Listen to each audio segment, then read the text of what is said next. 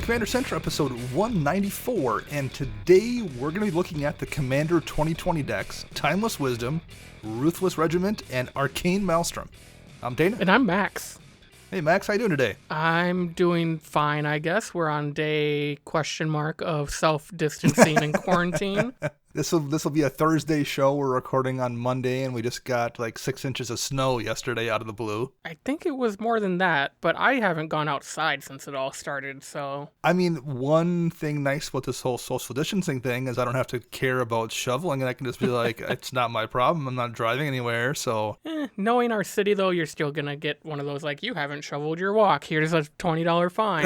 The plow did come through and did plow in the end of my driveway, but it has been warm enough and sunny enough today that the sidewalks actually mostly melted off. So I'm fine, and it's supposed to be in the 60s in the next couple days, so I'm just going to wait it out. I will pay my $20 fine if I get one just out of spite, just because I refuse to shovel in April. So snow's going to happen. Nothing you can do about it. It is Wisconsin. Exactly. I mean, I looked out the window this afternoon. Most of it's already melted. Yeah. So, I mean, it won't be here by the end of the week. In the grand scheme of things, I have bigger things to be concerned about. I think we all do in this world right now. So a little bit of snow, we'll get through it. Did you do anything fun for Easter at all? I watched a bunch of movies. Anything exciting? I watched the Hobbs and Shaw film, the Fast and Furious. How was that? I mean, it looked like it was probably stupid fun. It was entertaining. Okay. I mean, it kept me entertained the second time I watched it. The first time I fell asleep halfway through. It was nap time. So I rewatched it at the end of the night, and it was good. I mean, I can see it. It's set up for a sequel. I'm ready to go see the sequel. I'm good for it. Nice. I also watched Good Boys, like the child version of Superbad. Oh, sure. How was that? I actually want to see that. That was okay. Okay. Booksmart is better. All right. I was going to ask, how did it stack up to Booksmart? It wasn't as good as Booksmart. Honestly, the funnier parts just came from them being kids more than like them trying to be raunchy or anything. Okay. Well, I wound up watching Tommy Boy with my son. Ooh. And I hadn't seen it in years, but I was fairly sure it was mostly going to be not terrible, not too offensive, and it was fine. It was acceptable for a 12-year-old, and he thought it was amazing. Which, when I was young, I thought it was pretty amazing too. So it still translates well to a 12-year-old sense of humor. And as an adult, it was still pretty funny. So that worked out nicely. And I think next we're going to try Billy Madison. Oh, yeah. That'll be perfect. Yeah. So that's the plan for this coming weekend. Get ready for pickle races down the window in the house. Right. I forgot about that. And no games got played, although, Max, you're going to set up a camera, and we'll probably get a few in here at some point in the fairly near future. Yeah, I might try that. I played a few on the EDH Rec cast stream last week. I think we're going to start doing that every week, and then I'm going to try to play one other night with local people just to get a few reps in, just because otherwise I'm going to go stir crazy. So hopefully we can get a few games in with each other at some point in the next couple weeks. We'll have something else to talk about there.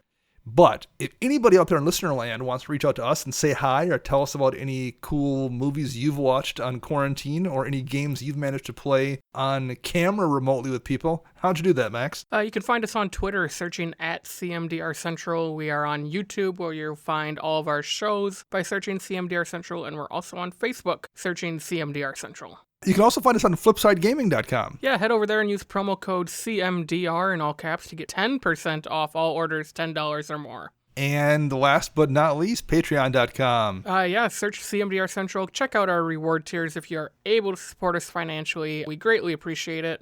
It gets us out in the public eventually, I should say. Yeah, in theory. As, we're getting closer and closer to May, I feel like we're going to get the next round of Magic Fest cancellations coming soon. I am kind of guessing that's going to be the case as well. I've kind of assumed Vegas is not happening at this point. So now it's like, fingers crossed, is Milwaukee going down? We'll see. Oof, hopefully. That's all the way in November, but what? Who knows what life will be like after all of this. I wouldn't have thought I would be excited to go to Milwaukee in November, but I absolutely will be this time. So that'll be a great trip if it actually does happen. Milwaukee, November, fantastic. Can't wait. Woohoo! Yeah, for sure. So should we jump into this since we have 3 decks to talk about, Max? Let's do it. Let's do the Timeless Wisdom deck first, and that is the Just Guide deck with the face card being Gavi Nest Warden. Gavi's 5 mana to Jeskai for Human Shaman. You may pay 0 rather than pay the cycling cost of the first card you cycle each turn, and whenever you draw your second card each turn, create a 2/2 red and white dinosaur cat creature token. So this is obviously the cycling deck. That's the theme of this deck. Max, any interest in building a cycling deck? No. I don't have any either.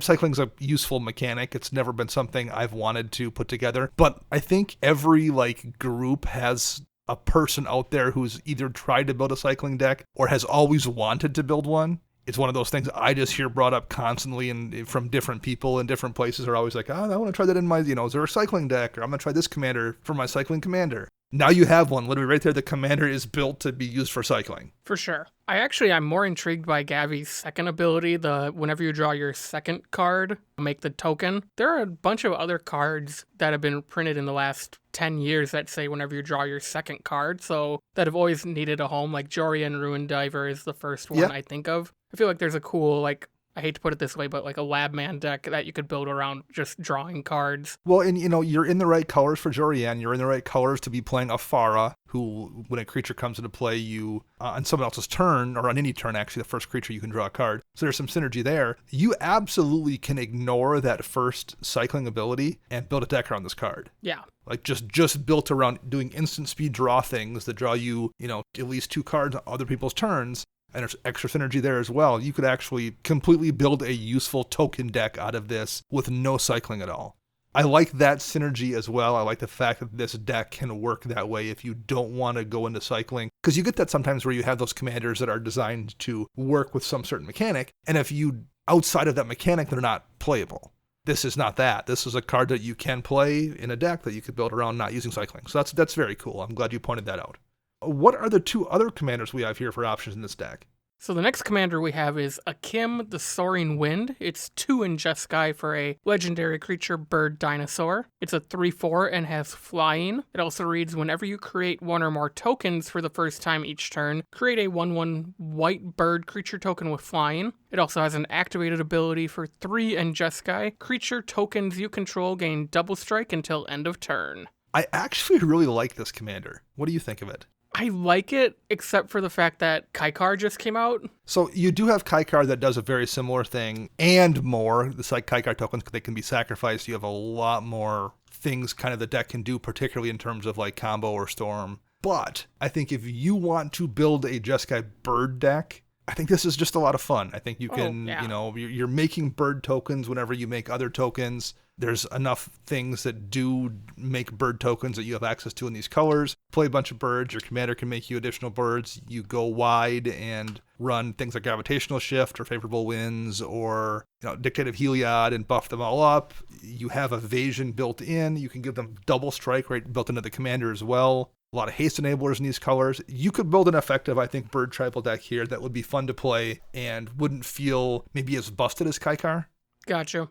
So I like it. I think it's a really good kind of, I'm going to say mid-range in terms of power, not mid-range in terms of the play style. But it feels like a commander that would have been just in some set 7 years ago that just so happens to accidentally be an interesting commander, versus the really bomby kind of pre-con type commanders we tend to see these days that are super, super strong. This just feels very fair. And I like it. Yeah, it is definitely something really cool. And I think if Kaikar just hadn't come out, a year ago, I'd be way more higher on this card. I do think it does give you another route for tokens in Jeskai. Before Kaikar, people were using Shu Yuan, Silent Tempest. And now, Kaikar's around, and I think these just go together really well, probably. Yes. Yeah, I tend to agree.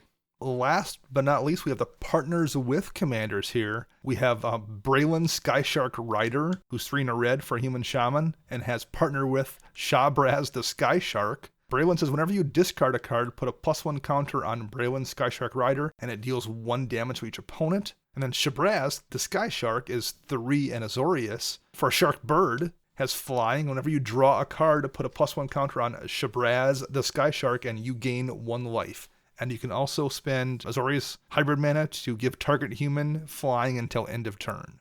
So a Sky Shark and a Sky Shark Rider. And you can play Jeskai Sharks or whatever weird Jeskai stuff you want to play. What are your thoughts on these pairings? These are awesome. Not just the creature types or the awesome lore that is probably behind them. But they're generally good. But they are generally good. They both play off each other. Braylon plays into the cycling theme of this precon. Well, but it plays into it without it requiring you to play cycling. Like, if you want to play cycling, you can get the advantage of discarding the card and getting the counters. But if you want to run, Madness or something else, it's still going to work. Or all the tormenting voices and the faithless lootings that you would want. I mean, and if you just want to win, like, if Browin's out and you have Curiosity on Browin and you have to discard during your end step, you kind of get that loop going where you have to discard a card, which deals the damage to everybody, and then Curiosity makes you draw a card, but you're in your end steps, and then you have to discard because you're at, more than 8 cards. So assuming you're at enough to force a discard during that discard phase, and you have Curiosity there, you just infinitely kill everybody.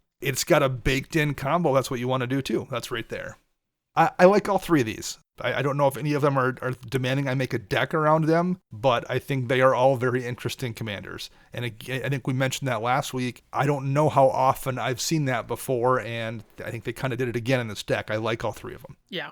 So what do you think of the deck out of the box? How do you think it'll play? 39 lands, that's all, I mean... A lot of lands. I guess I feel like maybe you're not playing green, so you have to err on the side of maybe having a few more lands. And they are running a bunch of the tapped cycling lands too, so I'm guessing that's the logic there.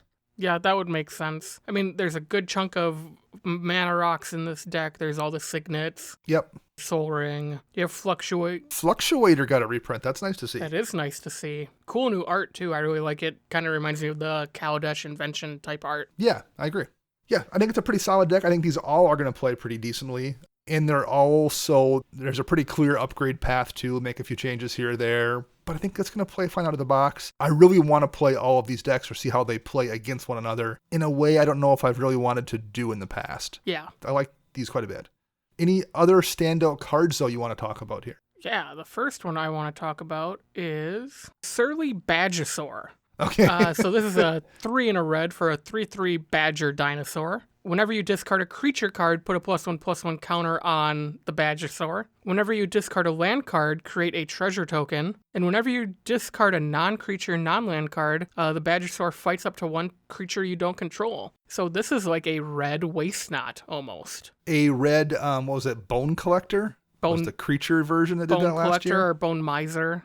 Bone Miser. Yeah, it was Bone Miser. Yeah, so weird. And it very much feels like it's part of a weird cycle of stuff that cares about discarding, too. Oh, for sure. So yeah, that's a very sweet card. And it's doing stuff red wants to do. You get your treasure tokens, you get a big creature, or kind of tagging into a bit of Gruul territory here, but the fight mechanic. And again, like we mentioned before, the way the card is set up to be worded, it works in your cycling deck, but it also works in your Madness deck, and it works in your deck that cares about Hellbent, and it works in your deck that cares about running a ton of, Tormenting Voice or Faithless Looting kind of effects where you're filtering through your deck trying to get a certain card, but you're going to benefit from the ones you pitch. So it's a very open-ended card in how it works with multiple different decks kind of doing similar things. Mm-hmm. So I definitely like that a lot. We might as well mention it since we talked about it last week with the 2 decks we did. There's, of course, the cycle of free spells that care about having your commander in play. In this case, Fierce Guardianship is 2 and a blue. If you control a commander, you may cast this spell without paying its mana cost,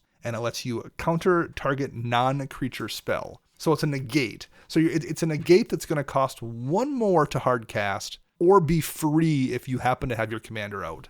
Oof. That's insanely useful. Super useful, but when you phrase it like you just did, when you don't have a commander, do you really want to pay 1 more for a negate? I think that's the case with all of these. I think it depends on your deck. I think this one is probably a little bit better. I wouldn't say better. This one is, I think, more likely to go in more decks than the rest. And I think the decks where it's good, it's really, really, really good. But I wouldn't run it in every blue deck. We discussed this actually before the show started, because it's a fairly expensive card. It's pre-ordering for like $30 or something insane.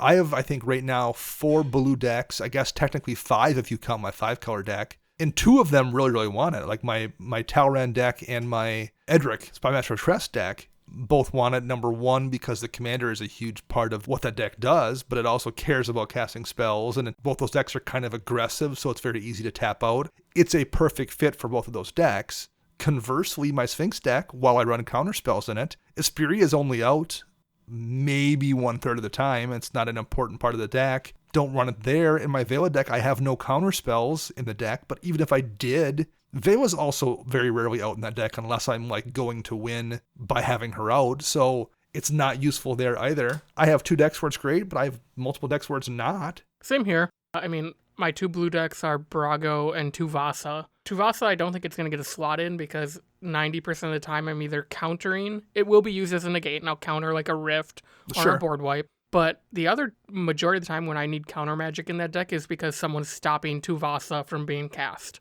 And you don't control your commander when it's on the stack. Yep. So I'd rather just stick with the Arcane Denial I have in that deck along with the Pact of Negation. Yeah, that makes sense. Yeah, I totally buy that. I think the card's crazy good, and it doesn't go in every blue deck. Mm-hmm. So pay attention to see whether or not yours is a fit here for it or not. And I don't think all of them are, but I think some are. What else? Any other ones here that you think are worth talking about quick? Well, let's talk about the one you posted this one on Twitter, I think, last week during preview season. Dismantling Wave. Yeah, that was one of the cards we had for the EDH Recast. Yeah, so it's 2 and a white. It's a sorcery. For each opponent, destroy up to 1 target artifact or enchantment that player controls. It also has cycling for 6 white, and when you cycle it, you destroy all artifacts and enchantments. So 8 mana to do that, and that's technically instant speed. You can do that whenever. So you can cycle that for 8 mana at any point in time. It's really difficult to interact with. It's not a spell, so you have to have like a stifle kind of effect to stop it. But it is 8 mana. So I keep going back and forth in this card. At one point in time, I was fairly sure that I wanted to replace Return to Dust in any deck I still had Return to Dust. And I don't know if I'm still sold on that necessarily either, because I really like the Exile, but the versatility is really nice here, and I'm still not 100% certain. I think it's a really, really good card, but I don't quite know if I want to run it in a bunch of decks or not yet. What do you think? I don't like that it's 8 mana to cycle. 8's a ton. And it's double white. Like, if this was like a Rift where it's like 7 and a white, maybe. I'd probably try it. Sure. But so now, but like, let's say that wasn't there. If it was just a 3 mana sorcery, for each opponent destroy up to 1 target artifact or enchantment that player controls. No. So at that point, you're assuming, okay, best case scenario, you're in a 4-man pod. You're going to hit 3 things for 3 mana. Yep. Versus Return to Dust, it's going to hit 2 for 4, but it's an exile. And I think you made this point. If you want to hit 2, you're casting it at sorcery speed. Yeah. So Return to Dust functionally to get the same value is, I have definitely cast it as an instant, but 9 out of 10 times it's during main phase. Right. Yeah. I still think Return to Dust is maybe, I think I like it slightly more, but I'm going to try this in at least one deck because I don't know. It's one of those cards where I feel like I have to play it to know 100% certain how I feel about it. I definitely prefer maybe the higher costed destroy spells. I'm not really going to call this a board wipe just yet because it really isn't a board wipe unless you cycle it. Right. I would prefer running something like Grasp of Fate, which is 1 white to hit anything your opponents control, or Tragic Arrogance, which is 5 to destroy everything but 1 of each card type your opponent's control. So I think I'm going to pass on this one. It's a cool card, and I'm sure we're going to see tons of it, but I just don't think it's going to stack up over the long term. Okay. I'm going to definitely try it, but I'm also not sold right now. That may change in 3 days because I keep going back and forth. I'm going to mention Reconnaissance Mission right now, which is technically a strictly better Coastal Piracy. It's an enchantment for 2 blue. Whenever a creature you control deals combat damage to a player, you may draw a card, and it has cycling 2. So it's basically Coastal Piracy with cycling 2, which is probably almost never going to be relevant. Technically you could find yourself in a situation where you're like, oh my god, I just got this Blightsteel is coming at me that I was not ready for. They got sneak attacked in. Well, I'm going to cycle this Reconnaissance Mission and hope I hit as far as the Plowshares. Like, you might cycle it, but for the most part, in a format where you don't have duplicate cards, you're just going to want to cast it and draw 3 or 4 cards off the creatures you have swinging in. Like, if this is in your deck, you're probably going somewhat wide anyway, and it's just almost never going to be a better deal to cycle it than it is to just cast it. Yeah. But I think it's a good card. I like Coastal Piracy. I like Biden Tefthasa, so having one more is probably a good thing. Yeah, and knowing people will run all 3 of them, really. That's the annoying thing. It's one of those cards where I'm like, my Talrand deck has Coastal Piracy and Biden Tenant, and of course I want to run this too. And I'm like, it seems weird to take one of them out for this, even though this is probably technically better than the 2 of them, just because of the cycling option. I definitely want to run all 3, but then it feels like, there's a lot of those effects in the deck then at that point. But I'm definitely going to put it in there, and I think I am just going to pull something out. I haven't decided what yet, but it's going to go in. Gotcha. Anything else from you before we move on? Nothing from me on this deck. I mean, there's a lot of cool cards in here. Like we could probably, if we wanted to, we probably could have talked about these decks for an entire show. I mean, you could go over all the new cards, and then a lot of them are worth spending a couple minutes on. But I mean, every Commander show out there has done this already, so we're going to try to keep things a little more focused on what the really important stuff is. Because of that, I think we're going to move on then to the Arcane Maelstrom deck. Why don't you read that commander to us, Max? Yeah, so this is the Teamer deck led by Calamax, the Stormsire. It's 1 in Teamer for a 4/4 legendary creature elemental dinosaur. It reads, whenever you cast your first instant spell each turn, if Calamax the Stormsire is tapped, copy that spell. You may choose new targets for the copy. And whenever you copy an instant spell, put a +1/+1 counter on Calamax. So whenever you're dealing with copying spells, the assumption is always, well, someone's going to be trying to jam, time locks and whatever into this deck just to start chaining those things off, as many as you can. But it cares about instants. Nexus of Fate. I guess Nexus of Fate, and I guess most of the red fork type effects are instants too, so you can still cast the fork to copy that to give you multiple copies of the sorcery speed extra turn spell you cast. You can do that, but I feel like for the most part, if your main concern is taking infinite turns, there's probably easier ways to do it. Yeah. I mean, even Raikou himself probably does a better job of that in these colors. Yeah, I definitely agree. I mean, you'd almost be better off playing like an Is It deck. Yeah.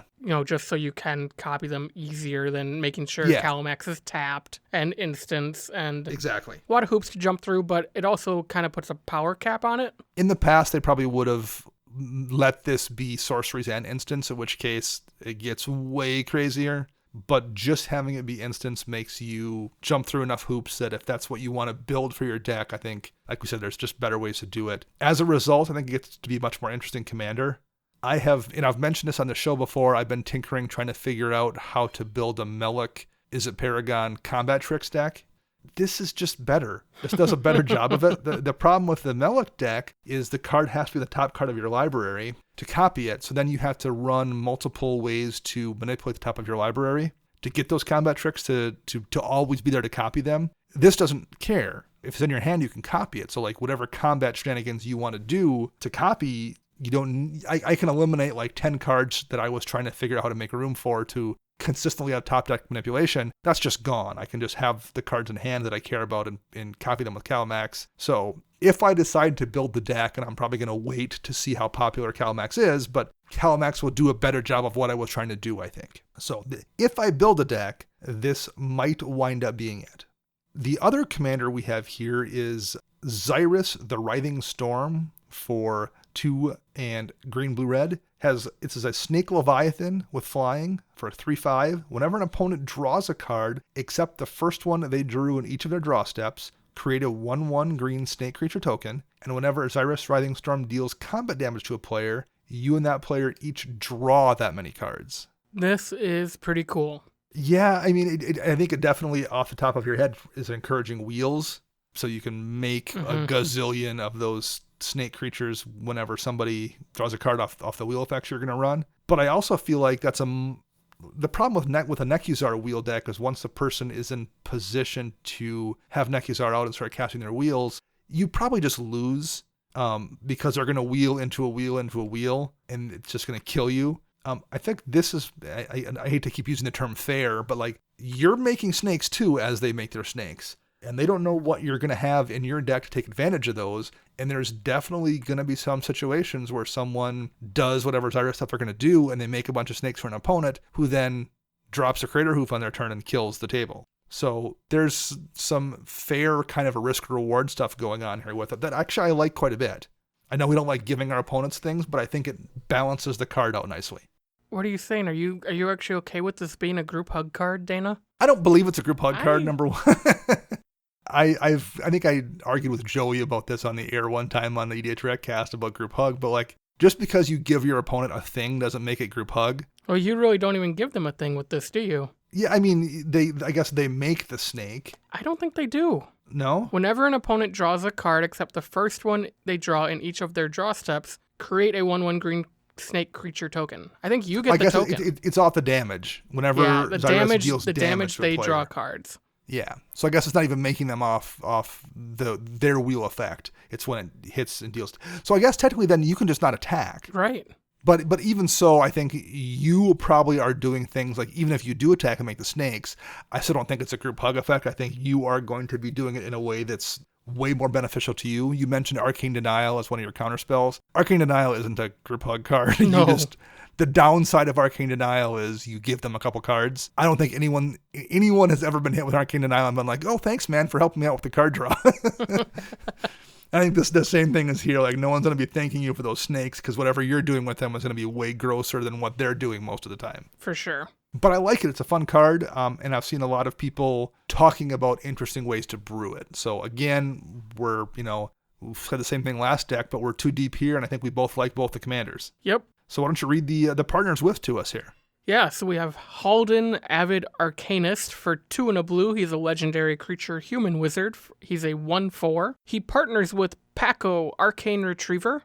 And Halden says, you may play non-creature cards from exile with fetch counters on them if you exiled them, and you may spend mana as though it were any color to cast those spells. And then Paco, Arcane Retriever, is 3 red and a green for a 3/3 legendary creature elemental hound. It partners with Halden, and then it has haste. Whenever Paco attacks, exile the top card of each player's library and put a fetch counter on each of them. Put a +1/+1 counter on Paco for each non-creature card exiled this way. So these two very much are synergistic in how they work together. If you don't have Paco exiling stuff, I'm not sure Halden does very much for you in your deck. No. So this is also a deck, I think, where you need to be paying a lot of attention to the sequencing about what you cast when. Yep. I don't know if these two are that good necessarily. It's just kind of doing what you see with like a Tali Primal Storm or Jaleva. Maybe it's doing a more convoluted version of that. Okay. That would be how I would describe it. I think it's I think this is probably, of all the ones we've talked about, probably the least exciting to me that we've seen, other than it's always cool to see a dog on a card. So I like seeing Paco being a elemental hound, but this is probably the least inspiring for me, at least. What do you think? I like these two a lot, Yeah, okay. actually. Way back in the day, I used to have a Daxos of Miletes EDH deck. You did. And Yep. that kind of does the same thing. It plays cards Sure. off of other people's libraries. So it kind of just brings me back to that. And you're in good colors. You're in Teamer. So you get ramp, you get removal with counter magic, you get some direct damage spells. So I actually am pretty high on these partners so far out of the 4 decks we've looked at. Oh, nice. Well, good. Like I said, I don't think they're bad. It's just not exciting to me, but I'm glad you like them because I think they have consistently done a good job with that. Looking back, it's easy to pick on Boros, but like when we had that Kalemny deck and who's the other commander in there? Anya, Merciless Archangel. Those are 2 commanders that I've never heard anybody be excited about.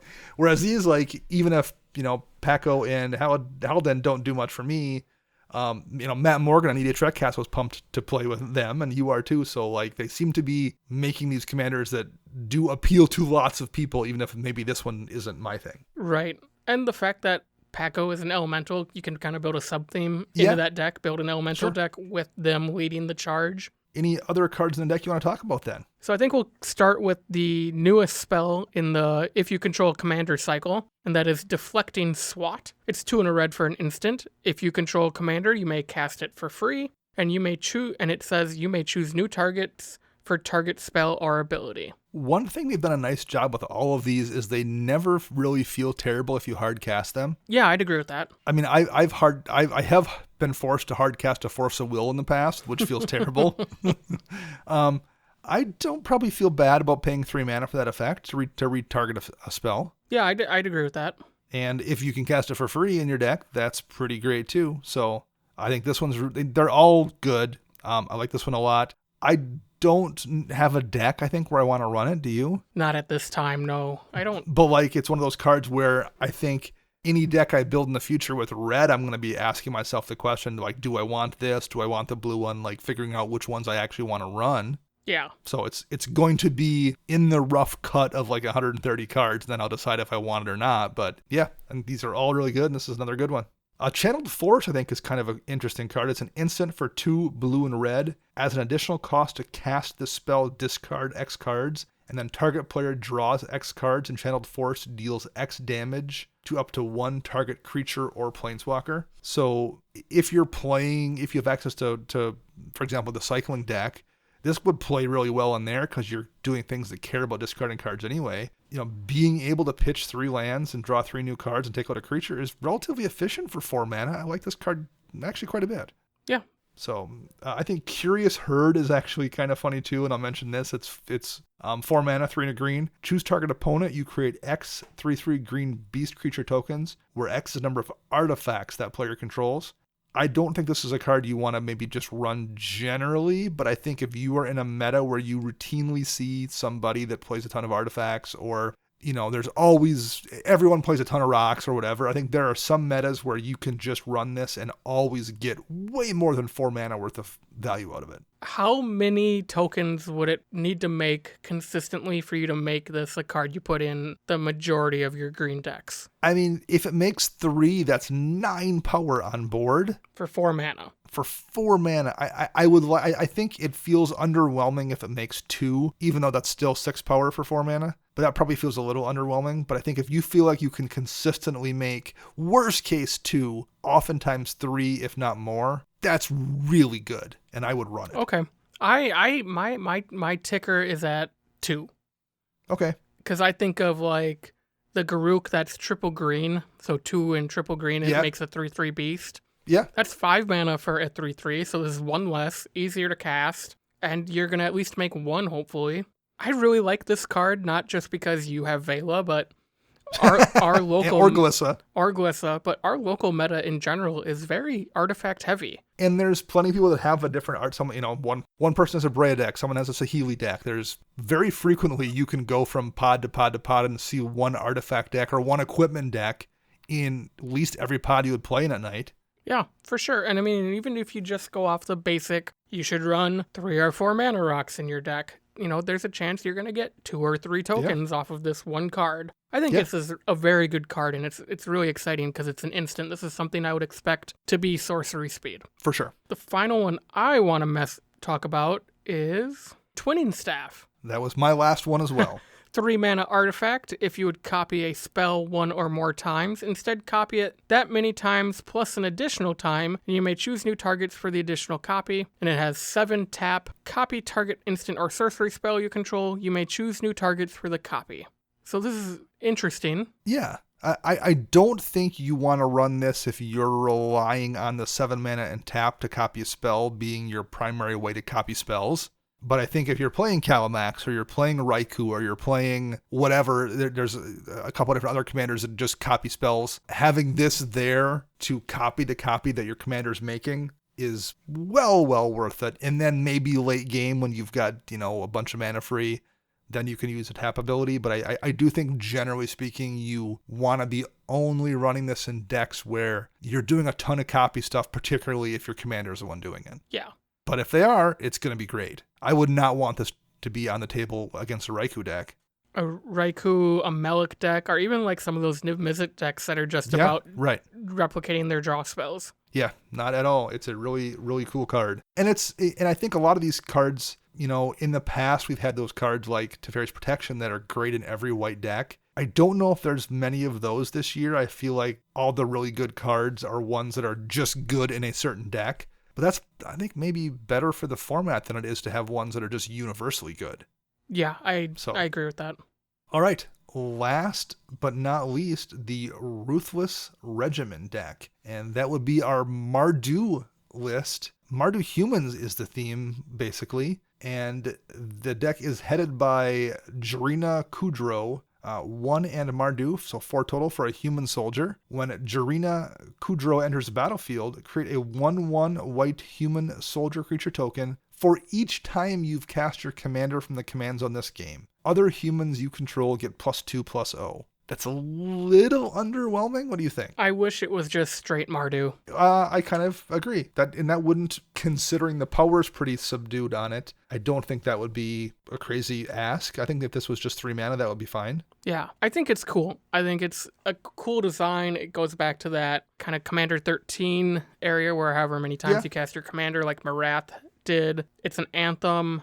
Doesn't count itself, which is kind of a bummer, but whatever. And, you know, the human soldier it makes when it comes into play is, because of Drina, going to be a 3/1. That's a good amount of power it's making when it comes in. And it's a 3/1, but you'll make 2 of them the next time you cast Drina, and then 3 of them, whatever.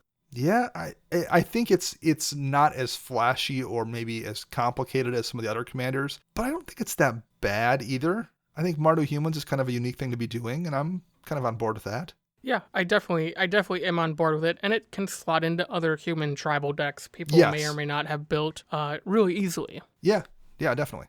So what is our alternate commander here? Our other commander is Kelsian the Plague. This is a legendary creature human assassin for Mardu, and it's a 2/2. Kelsian has vigilance and haste, and it gets +1/+1 for each experience counter you have. What? Experience counters are back. And then you can tap. Kelsian deals 1 damage to target creature you don't control. When that creature dies this turn, you get an experience counter. That's strange. Super strange. It's the only one that references experience counters out of all 5 decks. It's a 2/2 that doesn't probably care that much about the +1 counters it's going to be getting. So the experience, like the ability is useful. And I don't know how often let's say you get 6 experience counters on. I guess it's an 8/8, but it doesn't have an evasion or anything. I don't know how often that's going to be relevant, I guess is what I'm saying. I think the reward you're getting is maybe a reward you're not going to really see any payoff from.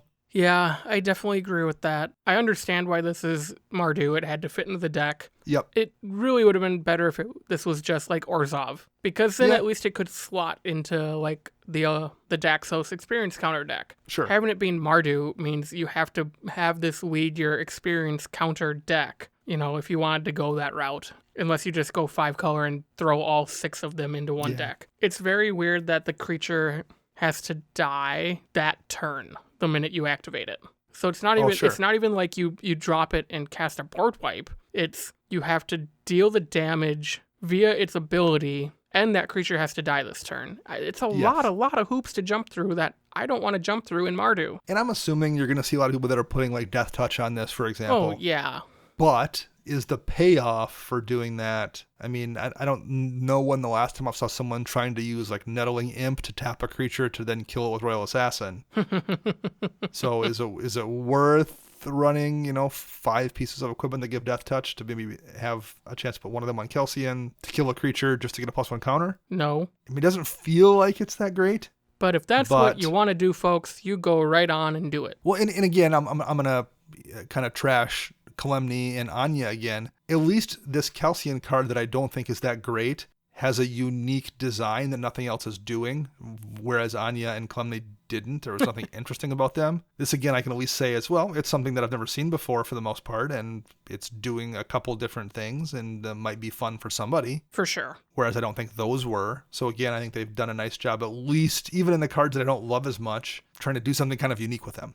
So the last we have here is a partner pair. We have Trin, Champion of Freedom, which is 3 and a white for a human soldier, that has partner with Sylvar, Devourer of the Free. And Trin, at the beginning of your end step, if you attacked this turn, create a 1/1 white human soldier creature token. So it's just 1 token, but it is a human, and it is if you attacked this turn. It doesn't care if you attack with Trin or with anything. It just, if you had an attack, you make a soldier at the end of your turn.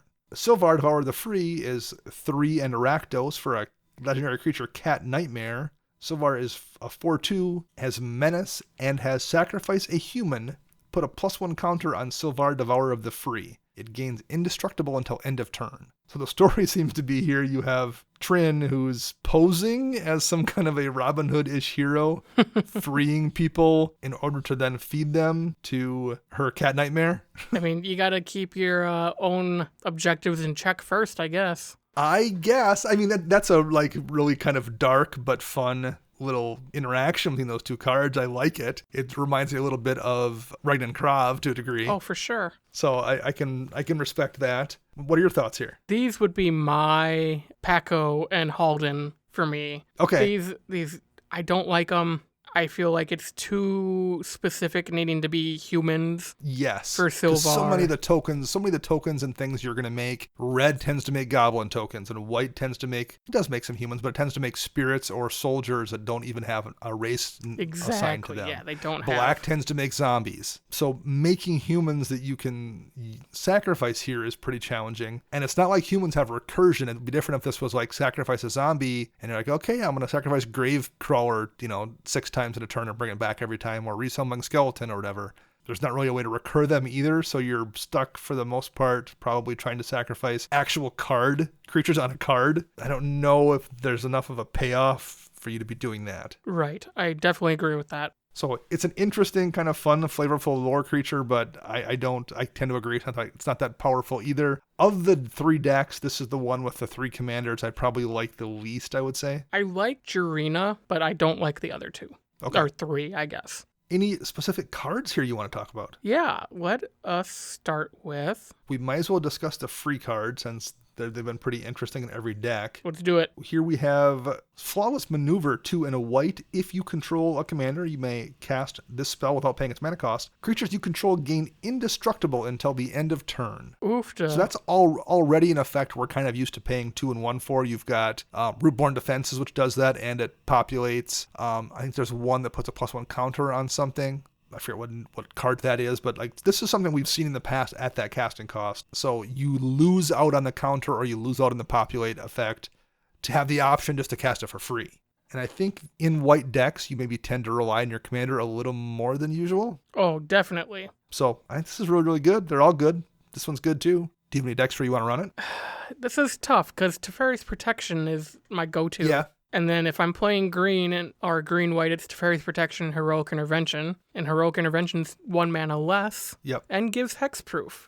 That's true, yeah. So I would rather hardcast that than risk needing this to be free. I definitely think if I was like, this might go into like Regna and Krav because I already run Teferi's Protection and that's about it in that deck. So Sure. Being able to save all my creatures might be handy. Yeah, I'm kind of torn. I like it, but there's, decks where like Ghostway or Eerie Interlude gives you the option to bring those creatures back untapped as blockers next turn or proc enter the battlefield abilities. I think this is definitely better in a token deck where you don't want to be Ghostwaying your stuff. But yeah, it's like we said with the rest of them, I think it depends a lot on your commander and what you're trying to do. But I think it's a really good card, and I'm definitely going to try it out. And I anticipate seeing this cast against me quite a bit when I'm like, oh, I can board wipe now, we're safe. Flawless Maneuver. Like, come on. For sure. I think Call the Coppercoats is quite a decent card. It is 2 and white. It has Strive. This spell costs 1 and a white more for each target beyond the first. Choose any number of target opponents. Create X 1/1 white human soldier creature tokens, where X is a number of creatures those opponents control. I love this card. Man, even if you don't strive it, 3 mana, 2 and a white to make, I don't know, 3 or 4 1/1 chump tokens as they're swinging at you. Yep. Or maybe more if they've got some ginormous board state. And then if you happen to have mana free, strive it for everybody else. Yeah, that's so much fun. I kind of secretly want to use this when you activate the Tezzeret that turns all your artifacts into 5/5 creatures. Sure, yeah. And then just be like, not? Here you go, I'll take 20 tokens. Yeah, if you are routinely seeing someone's token deck that makes really a huge amount of stuff that goes wide, this is great. But I think it's almost always going to be useful, even if you're like just dropping a bunch of chump blockers in place to chump up someone's Alpha Strike. It's probably pretty good, but a lot of times it's got way more upside than that. So I'm a fan of this one for sure. Anything from you here? Yeah, I want to talk about Verge Rangers. It's a creature for 2 and a white. It's a 3/3 and has first strike. You may look at the top card of your library at any time, and as long as an opponent controls more lands than you, you may play lands from the top of your library, but they count as your land drop for turn.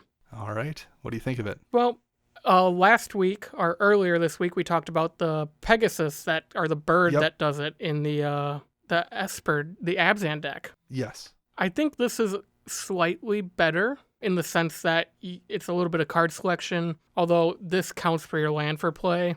Right. I guess in the big picture, the internet's going to tell me that the bird is better because it doesn't count for your land for play, and it, they both kind of have the same clause, and that has evasion. I still don't think I would run. If I was playing mono white, I'd run both of them. No problems. Okay. I think this is in here because it's a human. Yes, I'm assuming That's so. about it. I'd be interested to see what people do with this card in the future, because it is a 3 mana, 3/3, so it's early game. You might be able to kind of sequence everything correctly if you need to. Yeah, in a mono white, having access to the top of your library just to have one more card you have access to is useful. It's fine. I don't love it, but I think it's decent. I don't know if I'm going to run it even in the mono white deck, though. Well, it's not a planeswalker. Not a planeswalker, and I do have quite a few. Like, the problem with these catch-up effects is they don't stack. So if you just cast Tithe last turn, or you have land tax out, you're probably already caught up to the people. This just becomes an nearly dead card. I guess it's a 3/3 the first strike. It's not dead. That's still pretty efficient, but I would still rather run something else in that slot. But I think if you don't have a land tax, which is an expensive card, or don't have a Tithe, which is not cheap anymore either, and I think even Gift of Estates might not be really cheap anymore, although I'm positive about that. But like, a lot of those cards have gotten expensive, so I think this is at the very least probably a pretty decent budget replacement. Any other ones here? Yeah, I want to talk about Fireflux Squad. Okay. It's another human soldier. It's a 4/3 for 3 and a red. It has haste. Whenever Fireflux Squad attacks, you may exile another target attacking creature you control. If you do, reveal cards from the top of your library until you reveal a creature card. Put that card onto the battlefield tapped and attacking, and the rest on the bottom of your library in a random order. So this is definitely one of those tokens that was made. Yeah. And go get something bigger. Go get a dragon. Go get something really fun to drop in and play for free. A red polymorph, essentially. Yeah. Yeah, it's cool in plenty of decks. I kind of like Bastion of Remembrance. It's the enchantment for 2 and a black. When Bastion of Remembrance enters battlefield, create a 1/1 white human soldier creature token. And whenever a creature you control dies, each opponent loses 1 life and you gain 1 life. So it's one of those kind of Blood Artist effects, but it's on an enchantment. And it makes you the body. The biggest problem with those Blood Artist effects is, like, soon as someone sees you lay that second one out, they're immediately like, okay, let's board wipe this up and get rid of all of them. This is going to survive through a whole lot of board wipes, and it also makes you the one body that you can maybe start using to do other things with. And I don't know, I think if you're running a deck that has those kind of effects, it's really, really strong. Yeah, definitely. I'll definitely agree with that. I'm happy to see a Shared Animosity reprint. Yes, that card needed it for sure. And in the humans deck, it makes sense as well. So, yeah, we were definitely due there. I think that's really it. I think this is probably my least favorite of the 5 decks. I guess it makes sense that the deck I like the least has Boros in it. We won't tell Chris, don't worry. But I still think it's an interesting enough deck. I don't dislike it either. Yeah, I like I said on Monday, I love all 5 of these decks. It's the first time in years where I want to buy all 5 decks and play them right out of the box, tear them apart, and kind of tinker with them, build something a little homebrewy, but I mean, I think I don't maybe want this one, but I want 4 of the 5, and that's also way ahead of where we were the last couple of years. I even think if the social distancing thing wasn't happening, I'd still be as excited for these as I would be right now. Yeah, it's not just because I've been locked up looking at my walls for the last 3 weeks. Yes, I hear you. All right, I think that is going to wrap us up because we're nearing the hour mark, and we've got another review to do on Monday where we'll talk about the Ikoria main set. I think we're going to do 2 show weeks back to back. I think we're going to do a deck tech then on Thursday of that week as well. So we're going to keep ourselves busy here during social distancing and try to get 2 shows out a week for at least the next couple weeks. Woohoo! All right. Our show is edited by Rafael Garcia. You can find him on the Twitter birds at Ursa Bearwalker. You can find me on Twitter at Dana Roach. You can find Max at CMDR_Max. And you can find Chris at WiseSquishy1. Our podcast theme is Retro Future Dirty by Kevin MacLeod, licensed via Creative Commons. Until next week, I'm Dana. And I'm Max.